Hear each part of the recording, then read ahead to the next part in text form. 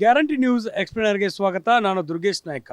ರಾಜ್ಯದಲ್ಲಿ ಡಿ.ಸಿ.ಎಂ ಡಿ.ಕೆ ಶಿವಕುಮಾರ್ ಸಾಫ್ಟ್ ಹಿಂದುತ್ವ ಪಾಲಿಟಿಕ್ಸ್ಗೆ ಮುಂದಾಗ್ತಿದ್ದಾರೆ ಅನ್ನುವಂಥ ಪ್ರಶ್ನೆ ಮೂಡ್ತಾ ಇದೆ. ಕಳೆದೊಂದು ವರ್ಷದಿಂದ ಡಿ.ಸಿ.ಎಂ ಡಿ.ಕೆ ಶಿವಕುಮಾರ್ ಅವರ ಹಿಂದುತ್ವದ ಕಾರ್ಯಕ್ರಮಗಳು ಪದೇ ಪದೇ ಹೆಚ್ಚಾಗ್ತಿದ್ದಾವೆ. ಅದರಲ್ಲೂ ಕೂಡ ದೈವ ಭಕ್ತ ಅನ್ನೋದ್ರ ಜೊತೆಗೆ ಈಶ್ವರನ ಭಕ್ತ, ಶಿವನ ಭಕ್ತ ಅನ್ನುವಂಥ ಹೇಳಿಕೆಗಳನ್ನು ಡಿ.ಸಿ.ಎಂ ಡಿ.ಕೆ ಶಿವಕುಮಾರ್ ಆಗಾಗ ಕೊಡ್ತಿರ್ತಾರೆ. BJP-ಯವರಿಗಿಂತಲೂ ಕೂಡ ಒಂದು ಹೆಜ್ಜೆ ಮುಂದೋಗಿ ಡಿ.ಸಿ.ಎಂ ಡಿ.ಕೆ ಶಿವಕುಮಾರ್ ದೈವ ಭಕ್ತಿ ಮೆರೆಯುವುದರಲ್ಲಿ ನಂಬರ್ 1 ಆಗಿದ್ದಾರೆ. ಅದರ ಜೊತೆಗೆ ಕಾಂಗ್ರೆಸ್ನ ತತ್ವ ಸಿದ್ಧಾಂತಗಳೇ ಬೇರೆ ಬೇರೆ ಆಗಿದ್ದರೂ ಕೂಡ ಕಾಂಗ್ರೆಸ್ನ ವಿರೋಧದ ನಡುವೆಯೂ ಕೂಡ ಹಲವಾರು ಹಿಂದುತ್ವದ ಜಪವನ್ನು ನಡೆಸುವಂಥ ಕಾರ್ಯಕ್ರಮಗಳಲ್ಲಿ ಡಿ.ಸಿ.ಎಂ ಡಿ.ಕೆ ಶಿವಕುಮಾರ್ ಅವರು ಭಾಗಿಯಾಗ್ತಾನೆ ಇರ್ತಾರೆ. ಈ ಒಂದು ಎಲ್ಲ ನಡೆಗಳು 2028ರ ಚುನಾವಣೆಗೆ ಡಿ.ಸಿ.ಎಂ ಡಿ.ಕೆ ಶಿವಕುಮಾರ್ ಅವರಿಗೆ ಬಲವನ್ನು ತಂದುಕೊಡುತ್ತಾ ಅಥವಾ ಲಾಭದ ನಷ್ಟದ ನಿರೀಕ್ಷೆಯಲ್ಲಿ ಡಿ.ಸಿ.ಎಂ ಡಿ.ಕೆ ಶಿವಕುಮಾರ್ ಇದ್ದಾರೆ ಅನ್ನುವಂಥ ಪ್ರಶ್ನೆ ಮೂಡೋದಕ್ಕೆ ಕಾರಣವಾಗ್ತಾ ಇದೆ. ಪ್ರಮುಖವಾಗಿ ನೀವು ಗಮನಿಸಬೇಕಾದಂಥ ಅಂಶಗಳೇನೆಂದರೆ, ಡಿ.ಸಿ.ಎಂ ಡಿ.ಕೆ ಶಿವಕುಮಾರ್ ಅವರು ಉತ್ತರ ಪ್ರದೇಶದಲ್ಲಿ ನಡೆದಂಥ ಕುಂಭಮೇಳದಲ್ಲಿ ಭಾಗಿಯಾಗಿದ್ದರು. ಆ ಒಂದು ಸಂದರ್ಭದಲ್ಲಿ AICC ಅಧ್ಯಕ್ಷರಾಗಿಂಥ ಮಲ್ಲಿಕಾರ್ಜುನ್ ಖರ್ಗೆ ಅವರೇ ಈ ಒಂದು ಕುಂಭಮೇಳ ಮಹಾಸ್ನಾನಕ್ಕೆ ಸಾಕಷ್ಟು ವಿರೋಧವನ್ನು ವ್ಯಕ್ತಪಡಿಸಿದರು. ಗಂಗಾ ನದಿಯಲ್ಲಿ ಹೋಗಿ ಮುಳುಗಿ ಬಂದರೆ ಎಲ್ಲವೂ ಕೂಡ ಪಾಪ ಪರಿಹಾರ ಆಗುತ್ತಾ ಅನ್ನುವಂಥ ನಿಟ್ಟಿನಲ್ಲಿ ಟೀಕೆಯನ್ನು ಮಾಡಿದರು. AICC ಅಧ್ಯಕ್ಷ ಮಲ್ಲಿಕಾರ್ಜುನ್ ಖರ್ಗೆ ಅವರ ಟೀಕೆಯ ನಡುವೆಯೂ ಕೂಡ ಡಿ.ಸಿ.ಎಂ ಡಿ.ಕೆ ಶಿವಕುಮಾರ್ ಕುಟುಂಬ ಸಮೇತರಾಗಿ ಕುಂಭಮೇಳದ ಸ್ನಾನವನ್ನು ಮಾಡಿದರು. ಅದರ ಜೊತೆಗೆ ಅಲ್ಲಿರುವಂಥ ದೇವಸ್ಥಾನಕ್ಕೆ ಹೋಗಿ ಭೇಟಿಯನ್ನು ನೀಡಿ ಆಶೀರ್ವಾದವನ್ನು ಪಡೆದುಕೊಂಡು ಬಂದಿದ್ದರು. ಅದಾದ ಬಳಿಕ ಡಿ.ಸಿ.ಎಂ ಡಿ.ಕೆ ಶಿವಕುಮಾರ್ ತಮಿಳುನಾಡಿನಲ್ಲಿ ನಡೆದಂಥ ಜಗ್ಗಿ ವಾಸುದೇವರ ಶಿವರಾತ್ರಿ ಕಾರ್ಯಕ್ರಮದಲ್ಲಿ ಭಾಗಿಯಾಗ್ತಾರೆ. ಈ ಒಂದು ಕಾರ್ಯಕ್ರಮದಲ್ಲೂ ಕೂಡ ಕೇಂದ್ರದ ಗೃಹ ಸಚಿವರಾಗಿರುವಂಥ ಅಮಿತ್ ಶಾ ಅವರು ಭಾಗಿಯಾಗಿರ್ತಾರೆ. ಅಮಿತ್ ಶಾ ಅವರ ಜೊತೆಗೆ ಈ ಒಂದು ಕಾರ್ಯಕ್ರಮದಲ್ಲಿ ಡಿ.ಸಿ.ಎಂ ಡಿ.ಕೆ ಶಿವಕುಮಾರ್ ವೇದಿಕೆಯನ್ನು ಹಂಚಿಕೊಂಡಿದ್ದು ಕೂಡ ಬಹಳಷ್ಟು ಸದ್ದು ಮಾಡಿತ್ತು. ಅದಾದ ಬಳಿಕ ಸಾಂಖ್ಯಿಕೆರೆಯಲ್ಲಿ, ಅಂದರೆ ಬೆಂಗಳೂರಿನ ಸಾಂಖ್ಯಿಕೆರೆಯಲ್ಲಿ ಗಂಗಾರತಿ ಅನ್ನುವಂಥ ಕಾರ್ಯಕ್ರಮನ ವಿಶೇಷವಾಗಿ ಆಯೋಜನೆ ಮಾಡಿದರು. ಡಿ.ಸಿ.ಎಂ ಡಿ.ಕೆ ಶಿವಕುಮಾರ್ ಇದರ ನೇತೃತ್ವವನ್ನು ವಹಿಸಿಕೊಂಡು ಕಾವೇರಿಗೆ ನಮನವನ್ನು ಮಾಡುವ ನಿಟ್ಟಿನಲ್ಲಿ ಒಂದು ಕಾರ್ಯಕ್ರಮವನ್ನು ಮಾಡಿದ್ದು. ಇದಕ್ಕೂ ಕೂಡ BJP ಸಾಕಷ್ಟು ವಿರೋಧವನ್ನು ವ್ಯಕ್ತಪಡಿಸಿತ್ತು. ರಾಜ್ಯದ ಜನರ ತೆರಿಗೆ ಹಣವನ್ನು ದುರ್ಬಳಕೆ ಮಾಡಿಕೊಳ್ತಿದ್ದಾರೆ, ಇದಕ್ಕೆ ಸುಮ್ಮನೆ ಕಾರ್ಯಕ್ರಮಗಳನ್ನು ಮಾಡೋದಕ್ಕೆ ಹಣವನ್ನು ದುರುಪಯೋಗ ಮಾಡಿಕೊಳ್ತಿದ್ದಾರೆ ಅನ್ನುವಂಥ ಆರೋಪವನ್ನು ಮಾಡಿತ್ತು. ಅದರ ಜೊತೆಗೆ ನಾವು ನಮ್ಮ ಸಂಸ್ಕೃತಿ ಬೆಳೆಸುವ ಕೆಲಸವನ್ನು ಮಾಡ್ತಿದ್ದೇವೆ ಅನ್ನುವಂಥ ಮಾತನ್ನು ಡಿ.ಸಿ.ಎಂ ಡಿ.ಕೆ ಶಿವಕುಮಾರ್ ಹೇಳಿದರು. ಇದರ ಜೊತೆಗೆ BJP-ಗೂ ಕೂಡ ತಿರುಗೇಟು ಕೊಡುವಂಥ ಕೆಲಸವನ್ನು ಮಾಡಿದರು. ಅದಾದ ಬಳಿಕ ಡಿ.ಸಿ.ಎಂ ಡಿ.ಕೆ ಶಿವಕುಮಾರ್ ಪದೇ ಪದೇ ವಿಶೇಷವಾದಂಥ ದೇವಸ್ಥಾನಗಳಿಗೆ ಭೇಟಿಯನ್ನು ನೀಡ್ತಾನೆ ಇರ್ತಾರೆ. ಅದರಲ್ಲೂ ಕೂಡ ತಮಿಳುನಾಡು, ಕೇರಳ, ಉತ್ತರ ಪ್ರದೇಶದಾಗಿರ್ಬೋದು, ಬಿಹಾರದಲ್ಲಾಗಿರಬಹುದು, ಎಲ್ಲ ಒಂದು ಪವಿತ್ರ ದೇವಸ್ಥಾನಗಳಿದ್ದಾವೆ. ಆ ದೇವಸ್ಥಾನಗಳಿಗೆ ಭೇಟಿಯನ್ನು ನೀಡ್ತಾರೆ. ವಿಶೇಷವಾದಂಥ ಪೂಜೆ ಪುನಸ್ಕಾರಗಳನ್ನು ಮಾಡ್ತಾನೆ ಇರ್ತಾರೆ. ಅದರ ಜೊತೆಗೆ ಹೋಮ ಹವನಗಳನ್ನು ಕೂಡ ಮಾಡುವ ಮೂಲಕ ದೈವ ಭಕ್ತಿಯನ್ನು ಡಿ.ಸಿ.ಎಂ ಡಿ.ಕೆ ಶಿವಕುಮಾರ್ ಮೆರೆತಿರ್ತಾರೆ. ಅದೇ ರೀತಿಯಾಗಿ ಇದೀಗ KRSನಲ್ಲೂ ಕೂಡ ಗಂಗಾರತಿಯ ಮಾಡುವ ಮೂಲಕ ಒಂದು ವಿಶೇಷವಾದ ಕಾರ್ಯಕ್ರಮವನ್ನು ಮಾಡಿದ್ದಾರೆ. ಡಿ.ಸಿ.ಎಂ ಡಿ.ಕೆ ಶಿವಕುಮಾರ್ ಅವರು ಅಧಿಕಾರಕ್ಕೆ ಬಂದ ನಂತರ ಕಳೆದ 2 ವರ್ಷಗಳಿಂದ ಕೂಡ ಕಾವೇರಿ ಆರತಿ ಅನ್ನುವಂಥ ಕಾರ್ಯಕ್ರಮವನ್ನು ಮಾಡ್ತಾನೆ ಬಂದಿದ್ದಾರೆ. ಹೀಗಾಗಿ ಡಿ.ಸಿ.ಎಂ ಡಿ.ಕೆ ಶಿವಕುಮಾರ್ ಅವರಿಗೆ ಈ ಒಂದು ಸಾಫ್ಟ್ ಹಿಂದುತ್ವದ ಪ್ರೇಮ ಸಾಕಷ್ಟು ದಿನದಿಂದ ದಿನಕ್ಕೆ ಹೆಚ್ಚಾಗ್ತಾ ಇದೆ. ಕಾವೇರಿ ಆರತಿ ಅನ್ನುವ ಕಾರ್ಯಕ್ರಮಕ್ಕೆ ಸಾಕಷ್ಟು ರೈತರ ವಿರೋಧ ವ್ಯಕ್ತವಾಗಿತ್ತು. ಮಂಡ್ಯದಲ್ಲಿ KRS ಡ್ಯಾಮ್ಗೆ ಇದರಿಂದ ಆತಂಕ ಆಗುತ್ತೆ ಅನ್ನುವಂಥ ನಿಟ್ಟಿನಲ್ಲಿ ಕೂಡ ರೈತರು ಅಸಮಾಧಾನ ವಿರೋಧವನ್ನು ವ್ಯಕ್ತಪಡಿಸಿದರು.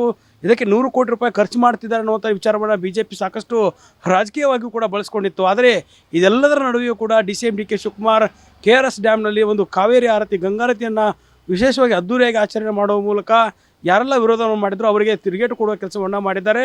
ಅದರ ಜೊತೆಗೆ ಪ್ರಮುಖವಾಗಿ ನಾವು ಈ ಒಂದು ರಾಜಕೀಯ ಲಾಭ ನಷ್ಟ ವಿಚಾರಗಳನ್ನು ಮಾಡಿ ನೋಡೋದಾದರೆ, ಏನು ಡಿ.ಸಿ.ಎಂ ಡಿ.ಕೆ ಶಿವಕುಮಾರ್ ಸದನದಲ್ಲಿ RSS ಗೀತೆಯನ್ನು ಹೇಳಿದರು, ಇದು ಕೂಡ ಬಹಳಷ್ಟು ವಿವಾದಕ್ಕೆ ಕಾರಣವಾಗಿತ್ತು. ವಿಧಾನಸಭೆಯ ಸದನದಲ್ಲಿ ಈ ಒಂದು RSS ಗೀತೆಯನ್ನು ಹೇಳುವ ಮೂಲಕ ಕೆಲವೊಂದಿಷ್ಟು ಕಾಂಗ್ರೆಸ್ನ ಹೈಕಮಾಂಡ್ ನಾಯಕರ ಆಕ್ರೋಶಕ್ಕೂ ಕೂಡ ಗುರಿಯಾಗಿದ್ದರು. ಆದರೆ ಆ ಎಲ್ಲ ವಿವಾದಗಳನ್ನು ಕೂಡ ಡಿ.ಸಿ.ಎಂ ಡಿ.ಕೆ ಶಿವಕುಮಾರ್ ತಿಳಿಗೊಳಿಸುವ ಮೂಲಕ ತಮ್ಮ ಒಂದು ಹಿಂದುತ್ವದ ಪ್ರೇಮ ಒಂದು ಕಡೆ ಆದರೆ ಪಕ್ಷದ ಜವಾಬ್ದಾರಿ, ಪಕ್ಷದ ಕರ್ತವ್ಯವನ್ನು ಮಾಡೋದ್ರಲ್ಲೂ ಕೂಡ ಸಾಕಷ್ಟು ನಿಸ್ಸೀಮರಾಗಿರುವಂಥದ್ದು. ಹೀಗಾಗಿಯೇ ಡಿ.ಸಿ.ಎಂ ಡಿ.ಕೆ ಶಿವಕುಮಾರ್ ಅವರಿಗೆ ಈ ಒಂದು ಹಿಂದುತ್ವದ ಪ್ರೇಮ ಯಾವ ರೀತಿ ಲಾಭವನ್ನು ತಂದುಕೊಡುತ್ತೆ, ನಷ್ಟವನ್ನು ಯಾವ ರೀತಿ ತಂದುಕೊಡುತ್ತೆ, ಅದರಲ್ಲೂ ಕೂಡ ಹೈಕಮಾಂಡ್ ನಾಯಕರು ಯಾವ ರೀತಿ ಇದನ್ನು ಪರಿಗಣಿಸ್ತಾರೆ ಅನ್ನೋದು ಕೂಡ ಬಹಳಷ್ಟು ಮುಖ್ಯವಾಗಿ ಚರ್ಚೆ ಆಗ್ತಿದೆ.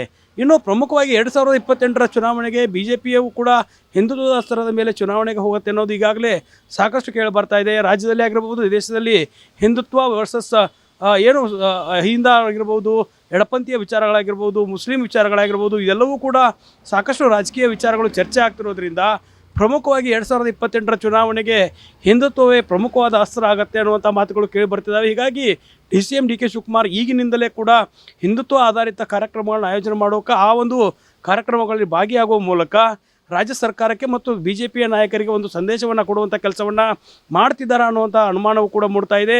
ನಾವು ಕೂಡ ಹಿಂದೂಗಳು, ನಾವು ಕೂಡ ಶಿವನ ಭಕ್ತರು, ನಾವು ಕೂಡ ಯಾವುದೇ ರೀತಿಯಾದಂಥ ಹಿಂದುತ್ವದ ವಿಚಾರದಲ್ಲಿ ಹಿಂದೆ ಮುಂದೆ ನೋಡ್ತಿಲ್ಲ ಅನ್ನುವಂಥ ವಿಚಾರಗಳನ್ನು ಸಾಕಷ್ಟು ಬಾರಿ ಪ್ರೂವ್ ಮಾಡ್ಕೊಂಡು ಬರ್ತಿದ್ದಾರೆ. ಅದರ ಜೊತೆಗೆ ಈ ಒಂದು 28ರ ಚುನಾವಣೆಗೆ ಯಾವ ರೀತಿ ಹಿಂದುತ್ವ ವರ್ಸಸ್ ಅದರ್ಸ್ ಅನ್ನುವಂಥ ನಿಟ್ಟಿನಲ್ಲಿ ಏನಾದರೂ ಚುನಾವಣೆ ಆದರೆ ರಾಜಕೀಯವಾಗಿ ಲಾಭ ಬಳಸಿಕೊಳ್ಳೋದಕ್ಕೆ ಡಿ ಕೆ ಶಿವಕುಮಾರ್ ಈಗಿನಿಂದಲೇ ತಂತ್ರಗಳನ್ನು ಹೂಡ್ತಿದ್ದಾರೆ ಅನ್ನೋದು ಕೂಡ ಪ್ರಮುಖವಾಗಿ ಚರ್ಚೆ ಆಗ್ತಾ ಇದೆ. ಇದರ ನಡುವೆ ಪ್ರಮುಖವಾಗಿ ಗಮನಿಸಿ ನೋಡಬೇಕಾದಂಥ ವಿಚಾರ ಇನ್ನೊಂದೇನೆಂದರೆ, ಧರ್ಮಸ್ಥಳದ ವಿಚಾರದಲ್ಲಿ ಕೂಡ ಡಿ ಕೆ ಶಿವಕುಮಾರ್ ನಾವು ಧರ್ಮಸ್ಥಳದ ಪರವಾಗಿದ್ದೇವೆ, ಧರ್ಮಸ್ಥಳದ ಮೇಲೆ ಷಡ್ಯಂತ್ರ ಆಗ್ತಿದೆ ಅಂತ ಮಾತನ್ನು ಡಿ ಕೆ ಶಿವಕುಮಾರ್ ನೇರವಾಗಿ ಹೇಳಿದರು. ಅದರಲ್ಲೂ ಕೂಡ ಸರ್ಕಾರದ ಭಾಗವಾಗಿ SIT ಯಾವ ರೀತಿ ತನಿಖೆಯನ್ನು ನಡೆಸ್ತಾ ಇದೆ, SIT ತನಿಖೆಯಿಂದ ಆಗುವಂಥ ಲಾಭ ನಷ್ಟ, ಅದರ ಜೊತೆಗೆ ಆ ಒಂದು ವರದಿ ಬಂದ ನಂತರ ಯಾವ ರೀತಿ ತಿರುವುಗಳು ಪಡೆದುಕೊಳ್ಳುತ್ತೆ ಅನ್ನೋದರ ಮೊದಲೇ ಡಿ ಕೆ ಶಿವಕುಮಾರ್ ಧರ್ಮಸ್ಥಳದ ಮೇಲೆ ಷಡ್ಯಂತ್ರ ಆಗ್ತಿದೆ, ಇದರ ಹಿಂದೆ ಇರುವಂಥ ಮಾಸ್ಟರ್ ಮೈಂಡ್ಗಳಿದ್ದಾರೆ ಅನ್ನುವಂಥ ಆರೋಪವನ್ನು ಮಾಡಿದರು. ಈ ವಿಚಾರವನ್ನು ಡಿ ಕೆ ಶಿವಕುಮಾರ್ ಬಹಳ ಗಂಭೀರವಾಗಿ ತೆಗೆದುಕೊಂಡಿದ್ದರು. ಅದರ ಜೊತೆಗೆ ಮೈಸೂರು ದಸರಾ ವಿಚಾರದಲ್ಲೂ ಕೂಡ ಡಿ ಕೆ ಶಿವಕುಮಾರ್ ಇದೇ ರೀತಿಯಾದಂಥ ಹೇಳಿಕೆಗಳನ್ನು ನೀಡುವ ಮೂಲಕ ಒಂದು ಹಿಂದುತ್ವದ ಸಮರ್ಥನೆಗಿಳಿದಿದ್ದರು. ಹೀಗಾಗಿ ಡಿ ಕೆ ಶಿವಕುಮಾರ್ ಅವರ ನಡೆ ಬಹಳಷ್ಟು ಕುತೂಹಲ ಮೂಡಿಸ್ತಾ ಇದೆ. ಮುಂಬರುವ ಚುನಾವಣೆಗಳಲ್ಲಿ ಅಥವಾ ಡಿ ಕೆ ಶಿವಕುಮಾರ್ ಅವರಿಗೆ ಯಾವ ರೀತಿಯ ಲಾಭ ನಷ್ಟಗಳನ್ನು ಇದು ತಂದುಕೊಡುತ್ತೆ, ಹೈಕಮಾಂಡ್ ಇದನ್ನು ಯಾವ ರೀತಿಯಾಗಿ ಗಂಭೀರವಾಗಿ ತೆಗೆದುಕೊಳ್ಳುತ್ತೆ ಅನ್ನೋದು ಕೂಡ ಬಹಳಷ್ಟು ಚರ್ಚೆ ಆಗ್ತಾ ಇದೆ.